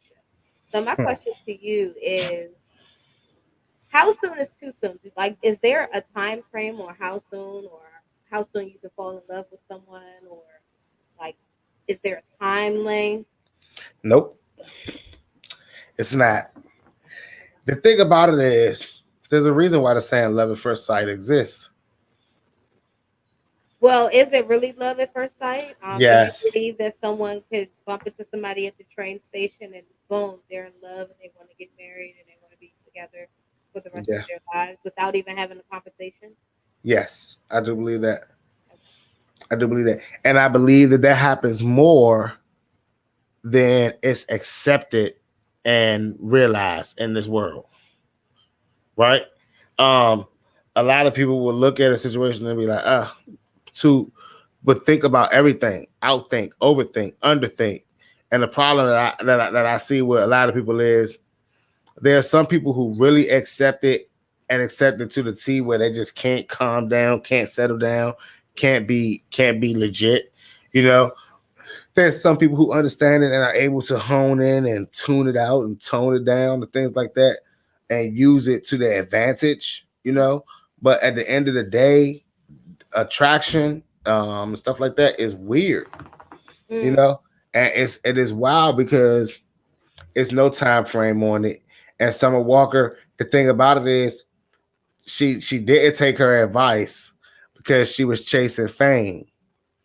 If she would have took her advice, there would be no Summer Walker. I mean, her advice is what? well, they're saying basically now, like she was in love with London, that didn't work out. She took some time for herself before she started tattooing another guy's name on her back. Well. See, that's the storyline that America is trying to place, but she already told everybody. The dude said he been here since '04 or 2014 or Yeah, like whatever. they've known each other for a while. He was a Nah, they've been together. Listen, let me tell you something. what? Let me tell What? you something. Let me Wait a tell you something. minute. He was the guy. He was the guy that she had to talk with. Let me go on the road with London and try to make this, see what happens. He was also the guy that got the call. Hey, I'm with London now.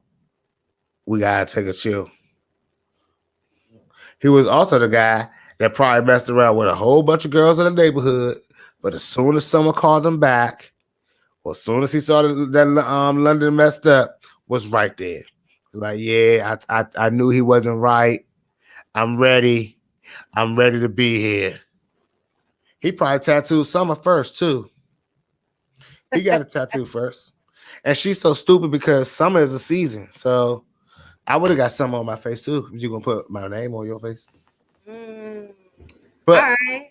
so that's how you know. That's how you know she'll be able to do for a real long time. And that was like those face tattoos were like apologies and signs of acceptance that I know you had to do what you had to do. Mm. I like your narrative. I like your Yeah, narrative. my man, Okay. my man played along for the ride. Okay. Another hot topic off topic. Kevin Samuels, your boy Kevin Samuels. Love him, So love him. I enjoy watching Kevin Samuels because I like to know what BS is he feeding these men. Like I am a spectator, so I go in, I sit on the lives, and I just listen. And BS, huh? yeah. So he says, right? So Yeah. this is something I've been asking a lot of guys, and I've been having fun with this, is because he says that don't go out with the guy if you don't plan on sleeping, right? Oh, And he says, okay, the first date, you talk, you know everything you need to know. At that point, you shouldn't go out on another date with the guy unless you intend on sleeping with him. And so a lot of women are like, they make guys wait because they want to get to know him. You never really know him. And Kevin right. Samuels is like, but the first date is where you should be able to ask all the questions and get all the answers that you need. So on the second date, it should just be wham bam, thank you, ma'am. Or at least if you're not going to give it up, you should Oh, give the guy a specific date when you're going to give him the damn. That's what he said to somebody. cookie. That's what he was preaching to the guys. Nah, he that see, listen, honestly, he's speaking. Kevin Samuels is speaking for what he wants, right? Kevin Samuels is speaking for what he wants. He's obviously went on a few dates, And this has been something that has happened. These are things that have constantly happened to him. I understand he's also a divorced man. So, like, these are expressions that may not like honestly, I know guys that real life have no problem closing the deals on the first date. There's some guys that they don't even make it to a first date. You know what I'm saying? That they're just closing the deal. But at the end of the day, why is that such a pressure cooker? It shouldn't be a pressure on man or female for sex. Period. And I don't like how Kevin Samuels is making it like all guys want to go out on a date to have sex. Now that should be something that two people can should already know what type of time they on way before the first date. For real, for real. That's about a conversation that you have it. You already know if the vibe is we going back to my place after this date or not. You already know before you set up the date. If the guy asks, based on the location that you picking, you already know where you was playing the field and all that stuff like that. So everything is not as complicated as people make it, right? We make things so much more complicated on ourselves these days because one, we thinking about ourselves, and two, none of us are thinking about where we want to be 20 years from now. You know what I'm saying? That's what's really the most scariest part. None of us go into a situation thinking about where we want to be 20 years from now. Because honestly, my wife says to me all the time, you're not the K-Ron that I fell in love with. You're not the K-Ron that I knew. This is you're now Sixxcess. You know what I'm saying? And she's totally adjusted her life or what she likes or what she feels to now cater to Sixxcess, no longer K-Ron. And at the end of the day, I don't know what any of that means because I'm a man. You see what I'm saying? But apparently, there's something in that whole transgression where you got to know how long you've been with a person, how old, the age when you meet a person. If you meet a person in his 20s, do you plan on being with them until he's 30? Do you want them to still act the way that they act in their 20s and their 30s? If you meet somebody in their 30s, do you want to be with them until they're 50? And do you want them to act the way they still act in their 30s at 50? You know what I'm saying? Like a lot of stuff that people don't ask themselves. Women will meet a thug ass nigga and be ready to have kids, and as soon as he has kids with him, be like, nah, you don't do that around the baby. Don't do that around the kids. And honestly, they don't understand when a man be like, you know what, I'm just gonna leave. Like you good, right? Because the thing about it is you can't. I think it's too much pressure on men nowadays to change, right? I saw a statement the other day that says something that was very interesting to me. Women as a mother, right? And this is not a race thing, but women can walk into a situation as mothers and have any opportunity to mess up. And the state and the world is always behind them, like she's a mother, she's making mistakes, she needs help, she needs support. A man, if he makes a mistake as a father, he's thrown in the deadbeat category off the break. You know, he can't miss a doctor's appointment. He's a deadbeat. A mom misses a doctor's appointment. Oh, don't worry, mom. We'll reschedule it. We got you. You know, a dad working too hard is a deadbeat. You know, he don't care about his family. A mom working too hard, she's a hard working woman. She's a woman for her family. You know, so like these stereotypes that are put on us men for real. And I don't like the way Kevin. That's why I don't like the way Kevin saying you said that. Like, because now you got. What if there's a man that just don't care about sex at all? Just really wants to just chill out and go. Now that woman is coming on too strong to him because she thinks that I gotta give him sex tonight. Like, oh, chill out. This is my belt. You know, so like, it's like too much. You know what I'm saying? It's too much pressure on this world for people to try to be figuring out when we all can talk. We all can be vocal. I mean, is there something wrong with being on the first date and saying, hey, are we having sex tonight? I mean, me personally, I think that's too soon. I think it's too soon, like right off the gate. But But it depends honestly, on what but I already knew before I came. Like he said, like Kevin Samuel said, before you go out on a date with a dude, you know if you eventually gonna give him something, mm-hmm. and that's true. So But you what's should. but what's wrong with that answer? Like, what's wrong with that answer? It's too soon. Not tonight. Let's see what the future holds. We'll go out tomorrow and see. Oh, there's nothing wrong with those answers. That's what I'm saying. Like, this world puts too much structure on not having to say things. That's But what we all think about. if a guy comes off like that, most females are going to be like, "Oh, well, he doesn't care about my art skills. He just wants to have sex with me because he I asked mean, on the first date." But the sad thing about it is you don't like women don't understand. Guys have this one thing that is the most dreaded place that a guy can ever end up, and that's called the friend zone. mm, 3 dates without trying, you can end up being called bro.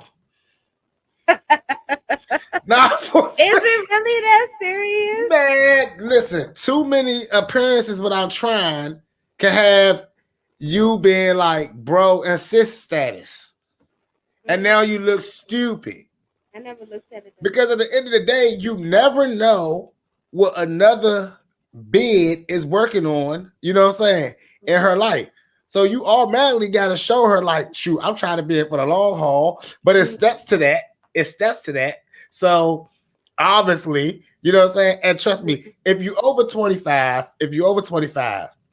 and your mind is someone's already knocking her down or someone's already knocking him down, right?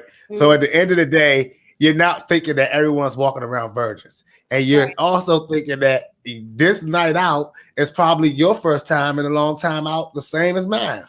That's what the general idea is. I don't want to think that I'm dating someone who's dating different people every night and just having a good time.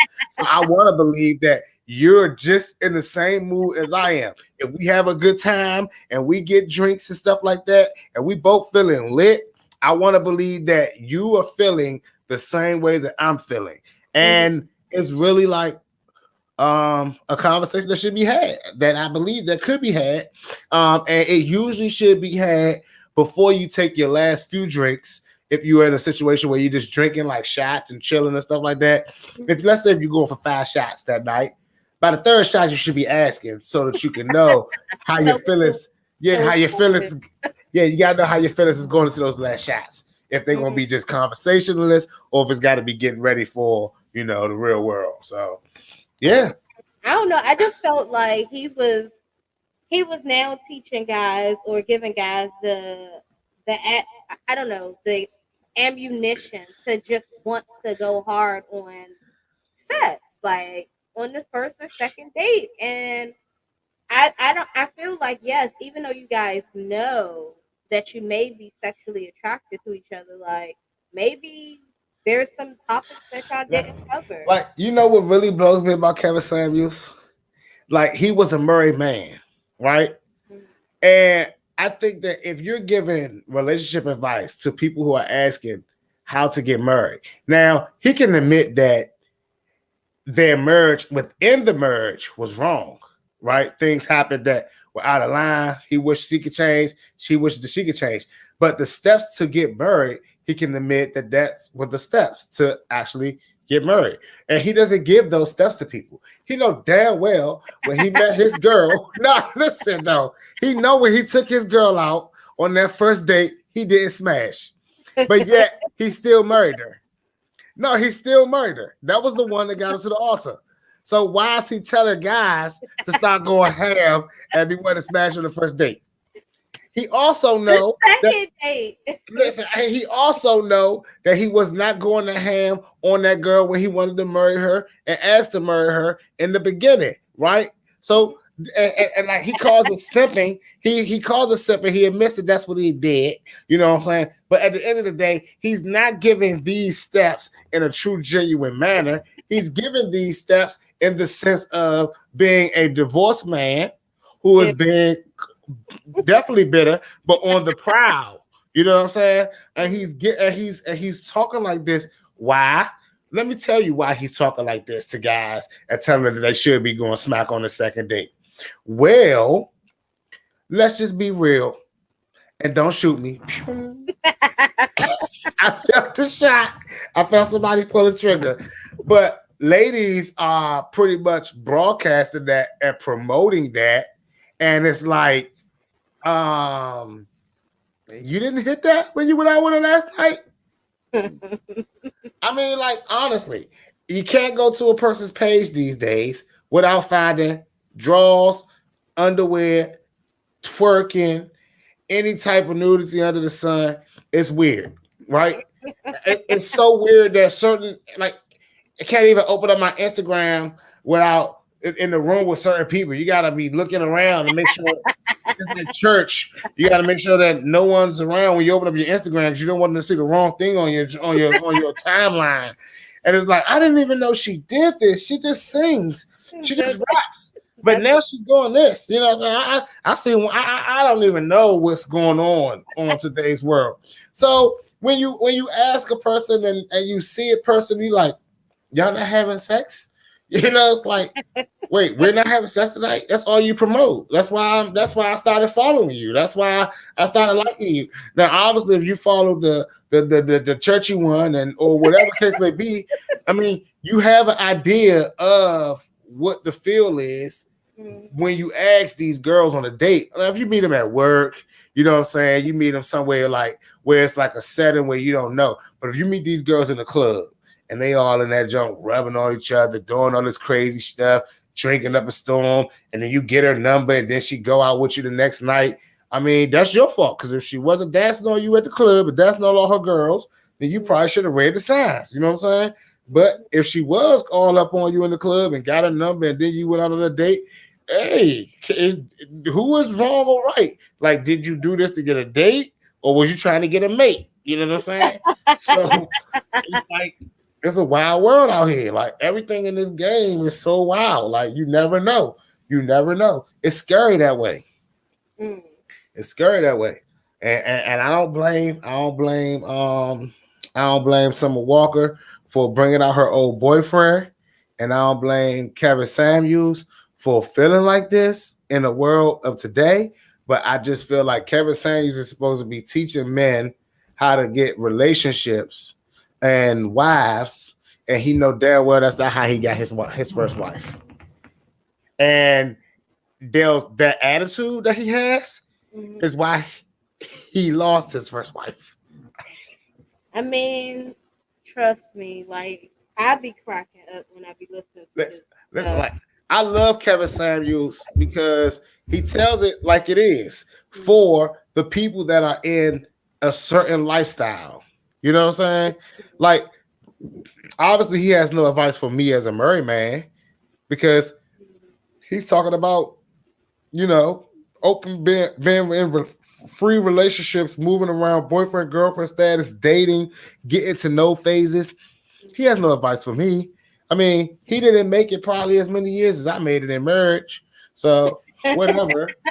But, you know, like, I won't ask him for none of that, but he is very entertaining, and the advice that he gives to some of the people, I do find most of it rather enlightening, because sometimes what I look at it as, people need to open their eyes to certain perspectives, right? We have too many situations where all we think is one-sided. We like, oh, if I do this, then it gotta work out. You know, I gotta go to college so I can get a really good job. If I don't go to school, then I'm going to be a loser.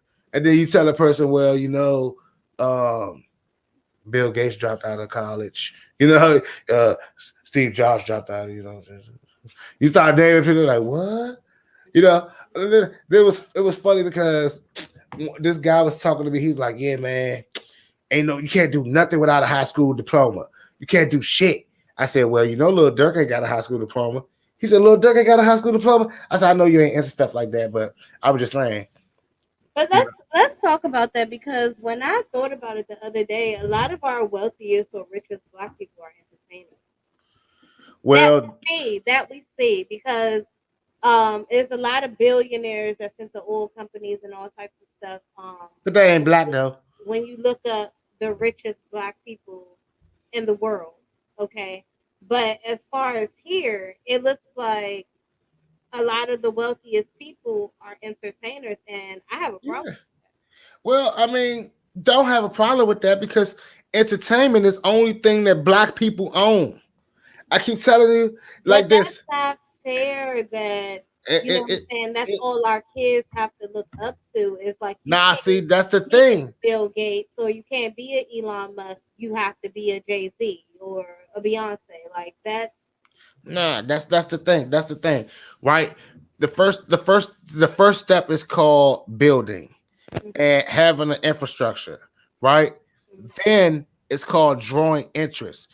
There are plenty of black doctors, millionaires, and really there's more black doctors now running doctors' offices and hospitals than ever before.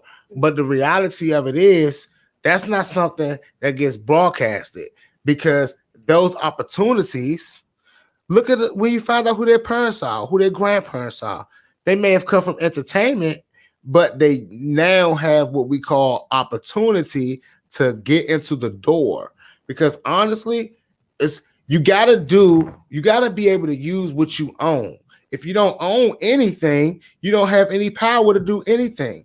So the fact that we own entertainment, that's our way in because we know what happens if we stop entertaining the world, they all go crazy. And when they go crazy, something happens. A shift happens. People don't like that, right? So when that happens, they put it all in perspective. And now we're learning to say, hey, nah, I won't perform unless my daughter can go to that college. I won't perform unless my son can get into that med school. You know what I'm saying? Our sons now have options. Do you want to go and play football? Do you want to play basketball? Do you want to be a doctor? Do you want to be a politician? I mean, that's this what the reality of it is. The only reason that can happen is because one of them oil owners can look over and say, "Oh, you're Kanye's son. Sure, you can come in here," and that's how it has to happen. You see what I'm saying? It has to happen.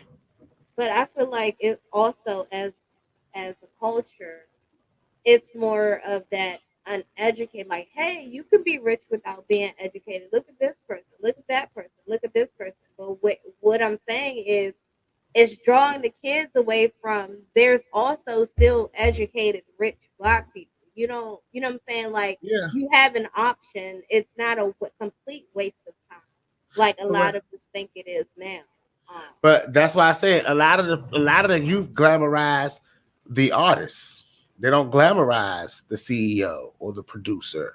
You yeah, know, and that's what's called the 1%. You got a few kids that be like, oh nah, I, yeah, Jay Z's cool, but I like Pharrell, I like Timberland. So that 1% they grow up to be producers, and now they're the rulers of that world. You know what I'm saying? And now we need more glamorizations like shows like Married to Medicine, where it shows all these black doctors doing their thing. You right. know, um, other shows like the real estate shows where you got Egypt selling houses, millionaire houses, and Mm, stuff like that. So these are things where the thing is, we got dropped off here, right, with no resources, right. like with no resources, and when we found gold, Mm, we wasn't the first ones to find that. And when we tried to get over there, they said, this is theirs. This is their land. You have to ask them, can you get gold? You know what I'm saying? Then someone found diamonds, and the Jews, whatever, they got the diamonds. They got that.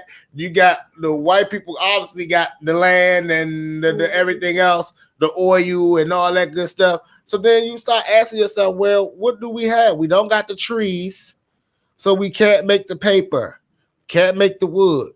We don't got the buildings, so we can't do this. Like, this is not something that we bought the infrastructure of housing, but yet we didn't have the houses. right? So Right. then when you start asking yourself these questions, like somebody, thank God, somebody sat around and said, how can we take control? I told one of my friends, I said, you know, the NBA is black people own the NBA. I said, yeah. No. I said, no, white people own the teams, Mm. but black people own the NBA. What do you mean? I said, well, you see how you see how Mark Cuban act. He's sitting down with the brothers. He enjoying the game. Mm. And what is he doing now? Bringing that attitude to other owners. Actually, all those old racist white owners that everyone used to talk about and around the round table, they're all dead and gone. Like they're all dead and gone. Now it's new hip owners. And if an owner is still, if it's an inch of racism in him, he has to bottle it up and hide it. Like, like, he has to put it away in a box to never be seen again.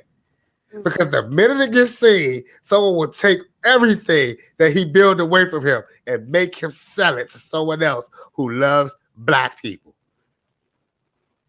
So I mean, like, we gotta understand something. If we're not witnessing the own shift and tide in America, then no one's gonna tell you. You know what I'm saying?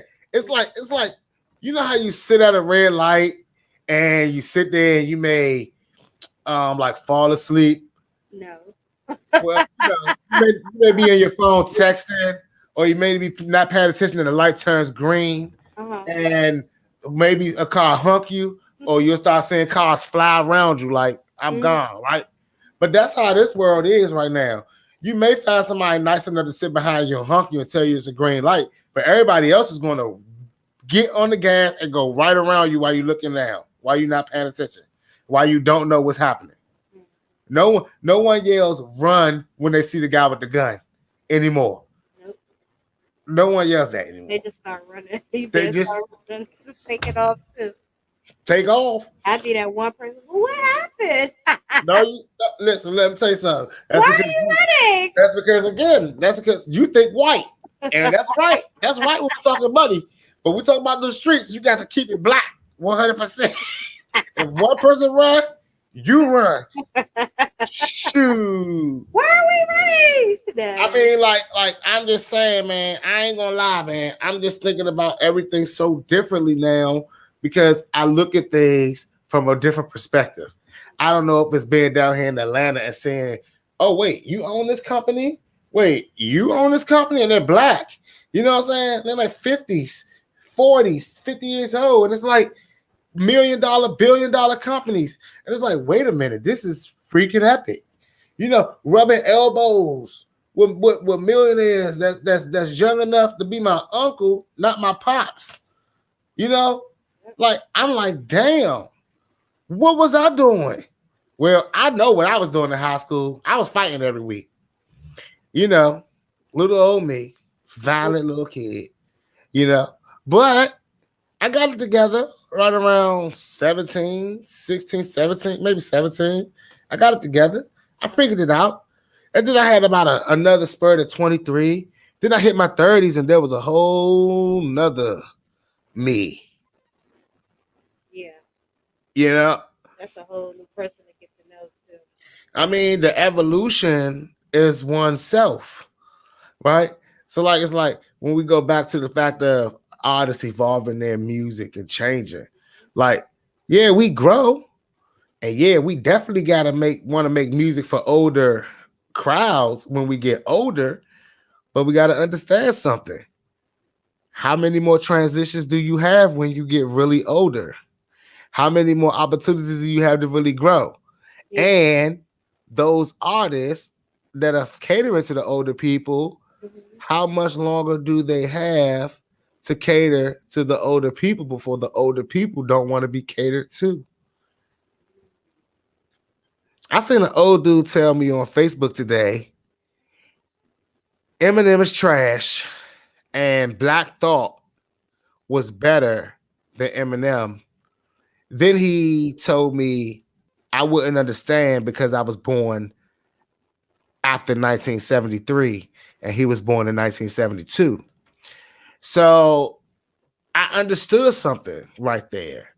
The number one selling artist in the world for years was not able to transcend to someone born in 1972.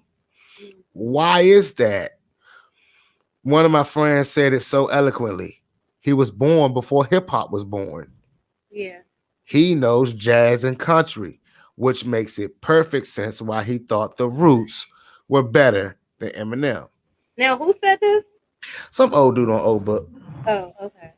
No one of what do they call it, credibility said Okay. this. Right? This is some guy just talking. Mm. And it made me realize something though. That's what happens with the old crowd. So I asked artists, why aren't you catering to the youngins? Especially when you're an indie artist and you're trying to get on, why aren't you trying to make music for the youngins?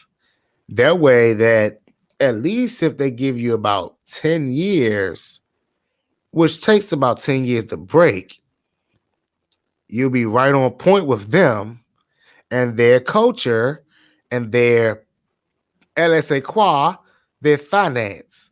You know what I think the biggest mistake is going to be? What? Rolling Loud changing their events to 18 and over only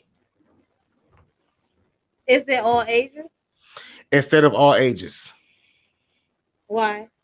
Why do I believe this is going to be the biggest mistake? Well, Why would they do that? Because of the Travis Scott thing? because of the Travis Scott situation, they made it 18 and over. And I believe that that is the worst thing for a festival to do. And I wanted to also address something. We've gotten to a point where we're willing to teach our kids that adults don't know how to act and they should hide and not be around, as opposed to telling our adults, act right. We got kids around. Mm. Wow. You hit that on the nail, didn't you? I mean, it's weird to me. And I think that Rolling Loud will be the first example to show everyone exactly what I've been saying on this show for years. Older people are not as lucrative to business as they think they are. Yes, y'all the ones that go into the Walmart and shop, but let's just be real. The people that spend the most money at Walmart are the people that have kids. The bigger the family, the more money they spend, the more frequent they're in there. You really think Walmart would make it with all you single dads or single men and single women going there once a month to buy your shower gel and shit? Y'all really think that that's how they make it? Yeah. like honestly, y'all really think any company in this world makes it off of the fact that you, even the internet that you buy, the cable TV, they make more money off the families than they make off of this you being a single man having cable in your house, one TV hooked up. They want the guy that got 4 rooms. Why do y'all think Bonham and Bailey is so big? I mean, y'all think all old people walking in there and buying the glow sticks and all that good stuff? No. Who do y'all think is asking for the t-shirts at these festivals? You guys got to stop it. The 18-year-olds are the ones that go into the joint. They want to bring in their own good stuff. They want to bring in their own drinks. They don't want to buy shit. You know what I'm saying? Right. And the 30-year-olds, they already know they're the crowd that will starve, not have a drink, and have drinks in their car getting hot before they purchase anything at a festival. I'm only here to see Michael. I'm only here to see Megan. And once Megan's, I'm gone. That's how they are. I got to get up in the morning. I can't be out here all night. You know what I'm saying? It's the kids that's like, let's stay. Let's see the whole show. It's the kids. Let me get that shirt. Can we get some cotton candy? Can I get a hot dog? Can I get a burger? You know what I'm saying? It's the kids that make these festivals, these events. Mm. I mean, like, I just can't stress this more than enough. Fortnite had 12 million viewers tune in to see Travis Scott do a virtual concert. 12 million viewers across 3 different platforms, from video game systems, cell phones, tablets, whatever, you name it. Mm. But y'all want to tell me kids ain't allowed to come to the concert because y'all don't know how to act. Y'all want to run them over. Y'all want to act like y'all don't see them in the damn facility. And the craziest part about it is, it was people that wasn't even supposed to been in there anyway. We're not talking about the actual concert goers went ham. We're talking about people who broke down a barricade because they were not allowed admission and ran in. Now, pardon me, but when was the last time we were allowed to just run in somewhere without paying admission and just break it down and causing a ruckus and it being blamed on someone else? Well, because if that's the new world order that we live in there, get me my running shoes so I can start running into certain places and just blaming it on the person that's sitting there when I cause hell and run amok of everything. But what do I know? I'm just a little old guy in this world who does nothing but watch data, watch analytics. And I'm here to tell everyone out there who believes that this 18 and over move is good, everyone out there that believes that kids have no business at concerts, I often like to ask them, how old were they when they went to their first black party? And I know all you people in DC, if you my age, we had the Unifest, and I saw a lot of y'all down there at that Unifest when I was down there. We had Georgia Avenue Day. Yeah, and I know a lot of kids is down there at Georgia Avenue Day. I definitely was. And theoretically, what y'all are saying, all of y'all in the DMV that's saying, why kids at a concert, the Travis Scott show, you're saying I had no business being at Georgia Avenue Day. Damn lie, my father used to take me when I was real small, put me on the show. Oh, trust me, I'm not saying you didn't belong. I know you belong, but I'm talking to all the people that want to argue me down on what we call the cold hard facts. I mean, I don't really know too much of Travis Scott's music. I just know a couple of the songs that he features on. So I don't know if his music is catered towards children because that would just answer the question. What songs do you know? I just want you to name me give me like two. The song with Young Thug and Gunna. Okay. And then the song with Drake. Sicko Mode? Yeah. Okay. I'm glad you said Sicko Mode because that's the ones I slept through the night. Yes. Yes. That's actually a Travis Scott song. Drake featured on that. You asked me Travis Scott, right? Yes, that's a Travis Scott song that Drake. Okay, yeah. You said I only know songs that he's featured on. Okay, all right, yeah. But it's crazy. A lot of people don't know the history of Travis Scott, and one day we'll maybe I'll post that on my Insta story. You know, the track record of Travis Scott, so a lot of people can really get hip. I like stuff like that because a lot of people don't know where artists come from and the work that artists put in.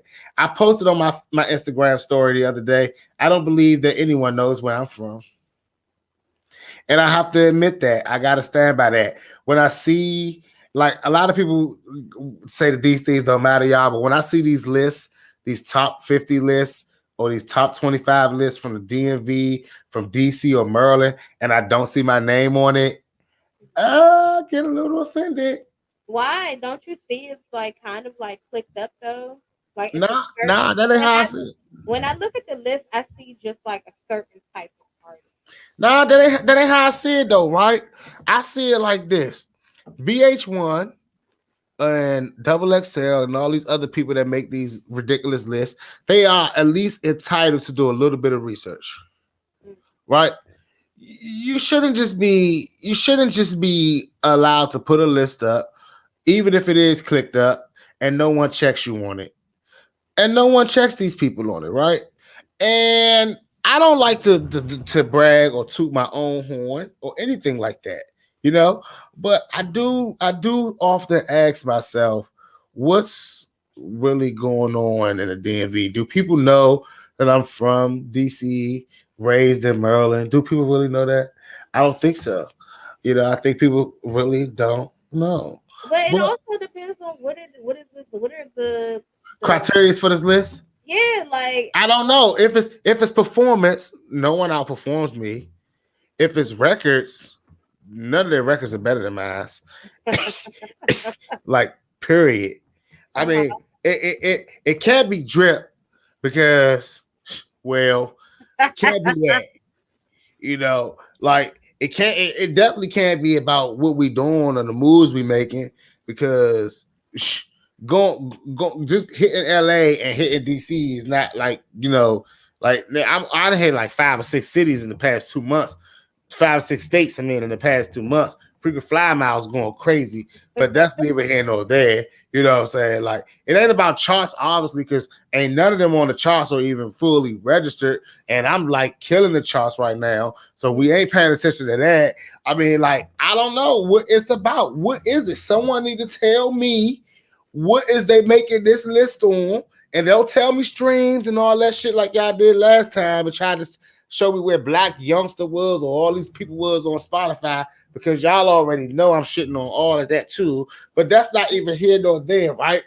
We just really need to sit down and figure out what they doing on these lists. Because if today I had to do a Huffington Post, those lists would be on my Huffington Post. Those 2 lists I seen this week are the Huff, and I've had enough. I don't want to hear it anymore. I know it's tough, but I've had enough. Like, it's just over. It's just over. It's just understood that they don't know where I'm from, and I'm just gonna take it from there.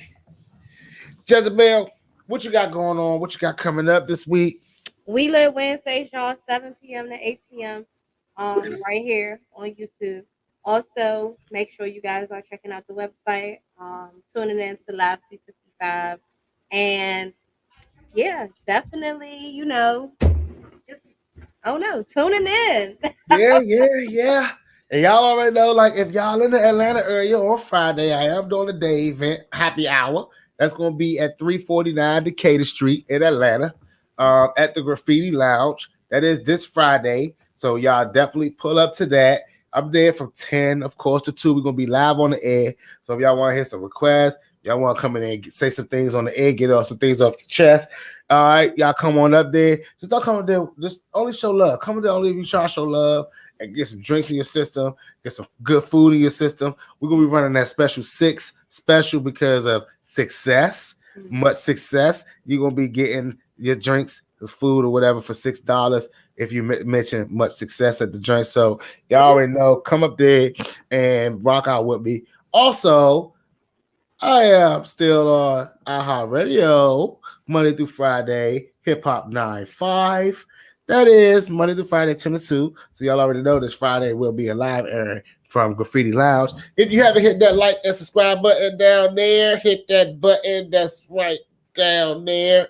Like and subscribe so you get those notifications. Let us know when we are live. You'll know like we know. Jezabel, you got anything else coming up? Pretty much. No, that's it. It's just cool, calm, and storm, y'all. I'm just trying to, figure out what date I want to do this late night show, y'all. I'm gonna do test shows to see who's all up, what time y'all up, because I know fellas, y'all be wanting to hear the juice too. It's not just a lady. So yeah, sex talk and relationships. Make sure y'all stay tuned. And y'all make sure y'all following us on our Instagrams, Boss Biz Radio, and I Am Sixxcess, and Rolling with Success page. And Facebook. Yeah, hit that like page on the Facebook. Yeah. Man. You guys, I have a new Facebook, not really new, but I'll be more on my Tanya Biz page. I just regained access. I keep getting kicked out. Okay, she back, y'all. She back. Yeah. So ditch the Her Excellency page, y'all. Come on over to Tanya Biz. I think I'll be more active now that I'm in. So we're gonna see y'all. We're gonna see y'all. Already know I'm active as hell on there. Kairon Trowell, KAIRON TROWELL. When you type in Sixxcess, you can find them too. Yeah, you can definitely find me too. I'll be going ham on Facebook, old book rather. But y'all know what to do, man. Keep it locked at this time. Y'all flicking out those ashes, throwing those roaches in the ashtray, and getting ready to roll up another one. Because I know I am. And we out. Peace. Bye, y'all. Thank y'all for watching. See y'all next week.